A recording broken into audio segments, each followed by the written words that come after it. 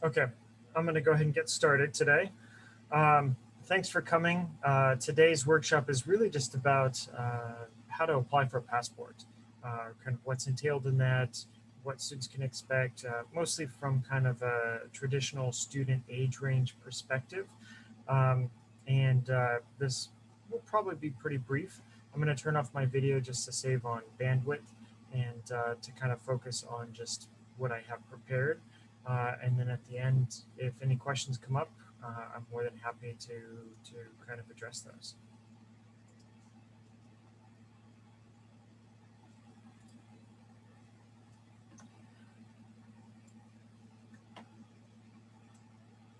Okay, so the U.S. passport. A few things to know about the U.S. passport. So one of the great things about citizens, at least U.S. citizens, and some of the opportunities that they have is that the U.S. passport is often considered, depending on the metric that you use and maybe even the day that you're looking, is usually ranked among the top 20 most powerful passports in the world. This really means, you can go to places without having a visa beforehand, or you can get a visa upon arrival. That's kind of one of the nice things about a U.S. passport compared to maybe some others. There are places like Germany and Japan and others that might have higher power rankings, but still, it grants access to U.S. students to quite a few different places around the world, visa free.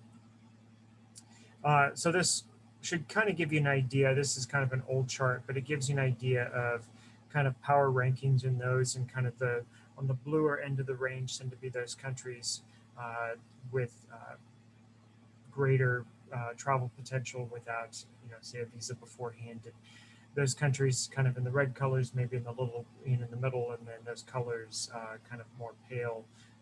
Those are countries with fewer visa-free travel restrictions. Um, so when it comes to study abroad in particular, we sometimes get questions between passport books and passport cards. And usually we would recommend that students plan to travel and study abroad with a passport book. Almost anything that you would need study abroad passport or passport for study abroad is going to require a passport book rather than passport card. Not that students can't use both. A passport is required for international travel, especially for returning to the United States. It's not quite as necessary for leaving, but for returning, it's certainly going to be a requirement. Passports we're always going to recommend be valid for at least 3 to 6 months after the end of any study abroad program. And then the U.S. State Department will actually recommend that passport holders renew their passports 9 months before they expire. I mean, there might be some exceptions to that if you have some travel plans, but for the most part, 9 months before the expiration. So a lot of students have different questions about kind of what type of passport. Do they get a new passport? Do they get a renewal? A lot of students will come into our office saying, I've got this passport, but it's expired or it's going to expire. And most of the time they think that in this situation, they can simply apply for a renewal. But most students actually can't, because oftentimes those passports were issued to them before they turn 16. They're going to expire most likely before they turn 21, which is actually going to channel those students into the new passport application process rather than the renewal process. And then students sometimes will ask us how soon they need it. For some study abroad programs, you actually need to have a passport at the time that you apply for the program. Other programs will require at some point along the way, and others simply before you get on the plane, depending on the program. A lot of summer programs might allow students to get a passport simply shortly before the program begins. And then costs.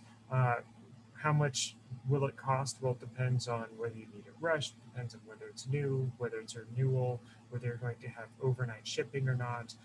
Those sorts of things will impact the fees.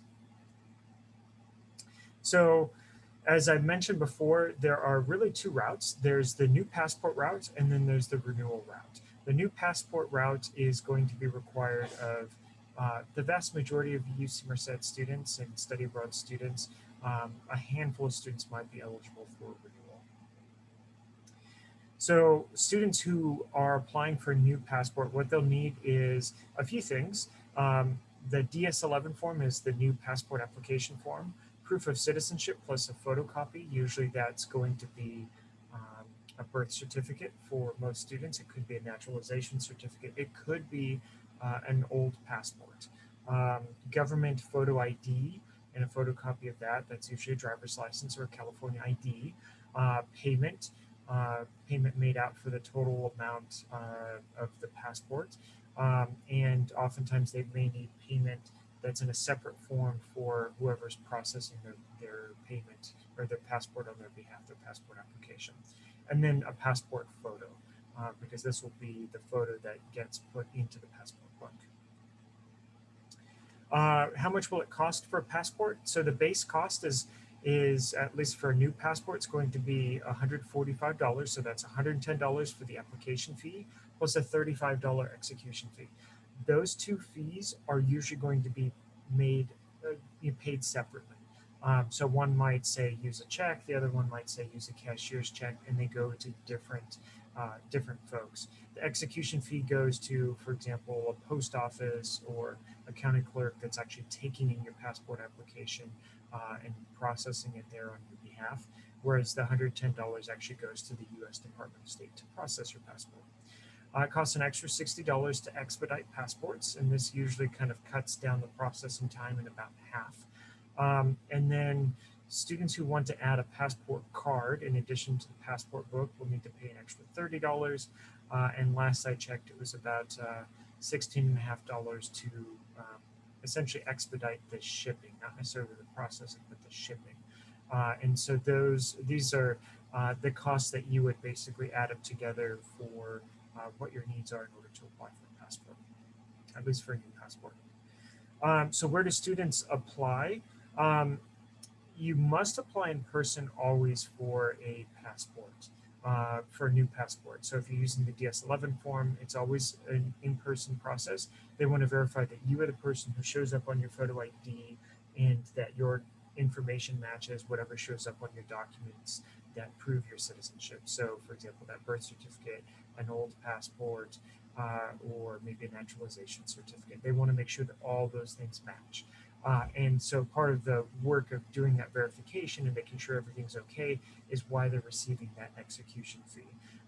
In Merced, the only local place here in town is the County Registrar of Voters, which is by the courthouse on M Street.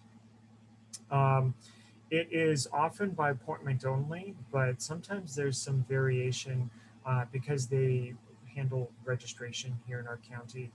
Sometimes they do drop-ins. Most of the time I recommend checking to see if they require an appointment. Other passport processing centers will do it either on an appointment basis or on a drop-in basis, or maybe a combination of the two. And there's a way to actually search for a passport acceptance facility, as they're called.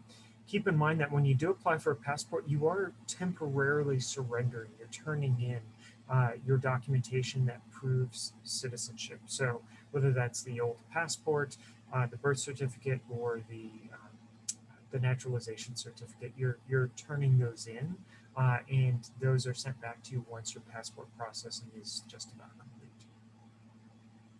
So shifting now to renewal. So students who are eligible for renewal would be students who were at least 16 when their last passport was issued. They have no name changes. Their old passport, while it may be expired, it can't have been expired for more than 5 years. And there may be some other stipulations, but the DS82 is the form for renewal. It's a little less common for undergraduate students at UC Merced, just because most undergraduates tend to be a younger age and less likely to have a passport that's eligible for renewal. In order to apply, you'll need the form itself. You'll need to surrender the old passport because this again proves citizenship, but also because they don't frequently allow students or U.S. citizens to carry two individual passports without special permission. Payment, and then a passport photo, similar to the new passport application. How much will it cost for this passport? There is no execution fee in this case, so it's $110 for the base application fee. If it needs to be expedited, basically to cut in half the processing time, that's an extra $60 to pay for that. A passport card, if you want to add that on, is an additional $30. And again, you can pay to overnight the passport once the processing is complete. So how and where do you apply? You apply by mail in most cases. And simply what you can do is you can go to the post office and get certified mail or whatever, and basically have it shipped. I would recommend that you have it tracked so that you can tell when it arrives. Um, and you can kind of get a sense, oh yeah, it's already shown up in Texas or Pennsylvania or some other place, and it's being processed. Appointments are not necessary because there is no process where somebody is physically there verifying your ID and making sure that your documents all match. But again, you are surrendering your old passport for the duration of the new passport processing, but that old passport is returned and it's usually invalidated. So they'll usually mark it as such. They might punch holes in it or something like that. So a few tips when it comes to passport processing and passport application. Um, as I mentioned before, the expedited processing is something you can pay an extra $60 for, and it really cuts in half the time. Right now, they're estimating 4 to 6 weeks for expedited processing. They're estimating 10 to 12 weeks for normal processing.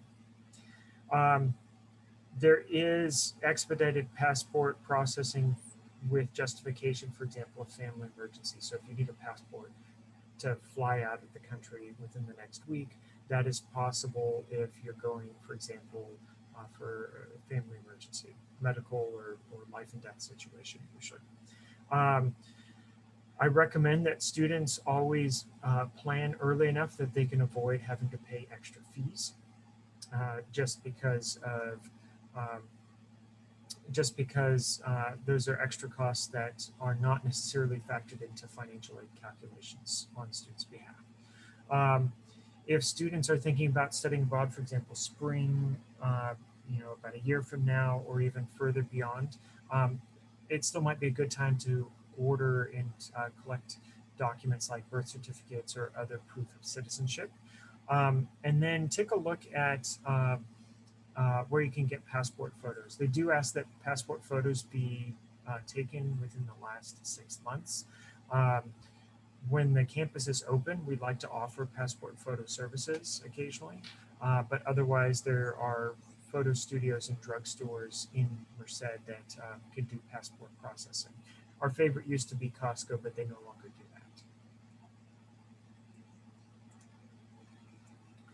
that. So right now, because of the epidemic, there is kind of a lag in passport processing, and we want students to be aware that this has really extended the timeline quite a bit.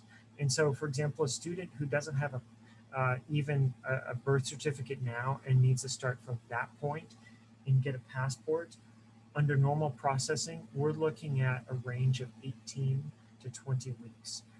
So keep that in mind. That's about 5 months from now. We're looking at maybe the middle of September in order to get a passport for students who are just starting the process now.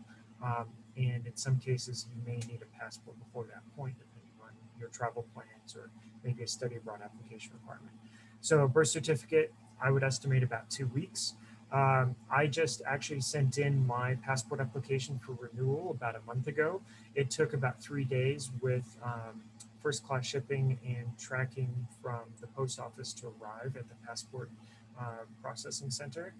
Um, they are estimating now, the US Department of State, because of the epidemic, that it's about a 4 week turnaround from the point that it arrives in the mail to the point where they can begin the processing. So that whole intake process, they're estimating it at about 4 weeks. Once we reach the processing stage, that's an extra 10 to 12 weeks. Again, this is under normal processing. You can pay $60 to expedite that, basically shave about 6 weeks off of that estimate. Passport approval takes about another week, according to the US State Department. and then shipping it back to students to get back in their hands to be able to sign and scan and add to their study abroad applications or apply for study visa. Figure an extra 3 days for shipping on that. So that total timeline, again, 18 to 20 weeks. At this point in late April, we're talking about early to mid-September for passport processing, for normal processing times. Some additional application tips on the passport. Again, as I mentioned before, the Merced Registrar of Voters is the nearest place to do passport processing. Around here, Chowchilla tends to be a fairly good second choice option. Modesto Library, sometimes Los Baños on the west side of Merced County is also a decent fit. You can check your application status online. I've been checking mine about once a week just to see kind of what the progress is. We ask that students, and you'll need to do it before you travel, make sure that you sign your passport before you go. So there's a signature page across from the information page. Make sure that you sign it as soon as you receive it. We never recommend students email passport copies, even to themselves, because email is not a very secure form of document and information transmission. We recommend something more secure. It's considered personally identifiable information, and we're concerned about issues around identity theft and those sorts of potential problems. Won't happen every time, but it's a big enough concern that we never ask for a passport over email. Don't bend your passport. So passports these days have a chip in them that's pretty similar to the chip that might show up in an ATM or a credit card.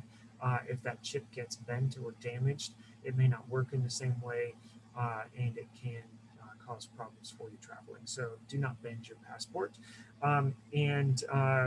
If you are planning to study abroad, we recommend that a parent or a trusted family member that you would want to visit you in case of an emergency also have a passport so that they can come and visit you in that situation.